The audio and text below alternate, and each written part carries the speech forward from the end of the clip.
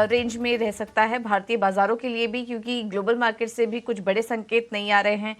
कल thanks giving के मौके पर हमने देखा कि यूएस के बाजार बंद थे और आज भी केवल आधे दिन के लिए, ब्लैक फ्राइडे के मौके पर केवल आधे दिन के लिए ही यूएस की मार्केट खुलेंगे, तो वहां से ज्यादा कुछ संकेत नहीं है।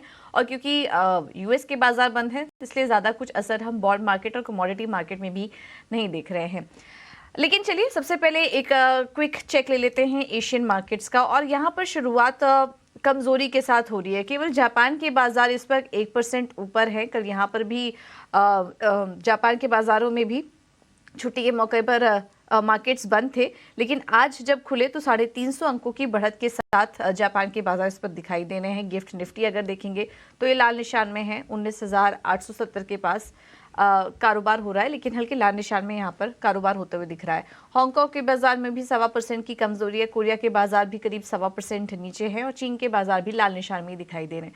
तो ज्यादातर इंडाइसेस में कमजोरी दिखाई दे रही है, अगर एक जापान के बाजार को छोड़ दे तो। और अब वहां पर एक डेटा भी आया है, जापान में अक्टूबर कोर महंगाई दर 2.8 से बढ़कर 2.9% हुई है। तो जब ये डेटा आया उसी को एसेस करने की कोशिश की एशियन मार्केट में, और उसके पहले हम देख रहे थे कि शुरुआत ठीक ठाक हो रही थी, लेकिन जब ये आंकड़े आए, कोर महंगाई दर के जब आंकड़े आए, उसके बाद हमने देखा कि बाकी एशियन मार्केट्स में भी कमजोरी थोड़ी बड़ी है। हालांकि जापान के बाजार ज्यादा उस पर कुछ रिएक्ट नहीं कर रहे हैं, बट फिलहाल शुरुआत कमजोरी के साथ ही देखने को मिल रही है। डाउ फ्यूचर्स भी हल्की बढ़त के साथ कारोबार कर रहे हैं, लेकिन यहाँ पर भी आज ज्यादा कुछ एक्शन नहीं एक्सपेक्टेड है, क्योंकि जैसा हमने आपको बताया कि कल भी थैंक्स गिविंग के मौके पर बाजार बंद थे। आज भी केवल आधे दिन के लिए ही ट्रेडिंग सेशन होगा, तो वहां से भी ज्यादा कुछ बड़े संकेत एक्सपेक्टेड नहीं है। हाँ, कुछ बड़े इवेंट्स होंगे जिस पर कि हमारी नजर रहेगी यूएस में। वहां पर एसएमपी ग्लोबल मैन्युफैक्चरिंग सर्विसेज और पीएमआई के आंकड़े आएंगे, तो देखना होगा बिजनेस एक्टिविटी के आंकड़े यूएस में कैसे होते हैं, उस पर हमारी नजर रहेगी।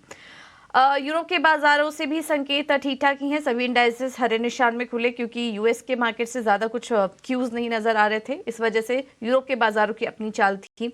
हालांकि वहां पर कुछ आंकड़े आए हैं। नवंबर यूरोजोन कंपोजिट पीएमआई आउटपुट 47.1% पर आया, और पिछले 3 साल में पहली बार एम्प्लॉयमेंट के आंकड़ों में गिरावट वहां पर देखने को मिली है।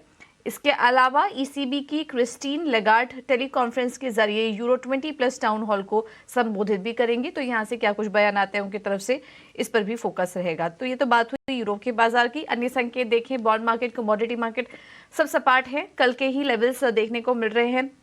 यूएस 10 ईयर्स यील्ड हमने देखा कि थोड़ी देर के लिए 4.3% का स्तर छुआ था, लेकिन रिकवरी आई उधर से भी, और अभी 4.4% के पास कारोबार कर रहे हैं। डॉलर इंडेक्स सपाट है।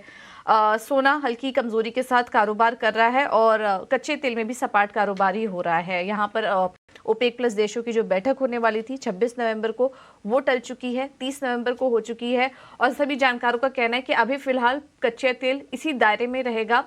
थोड़ा बहुत और करेक्शन देखने को मिलेगा, लेकिन रिकवरी की बहुत जल्दी उम्मीद फिलहाल नजर नहीं आ रही है। तो यह है इस बात का ग्लोबल मार्केट का सेटअप। संकेत ज्यादा कुछ आज नहीं है, सपाट ही कारोबार हो रहा है तमाम मार्केट्स में भी, और आज हम देखेंगे कि उसका असर भारतीय बाजारों पर भी पड़ेगा। एक रेंज बाउंड सेशन आज भी देखने को मिल सकता है।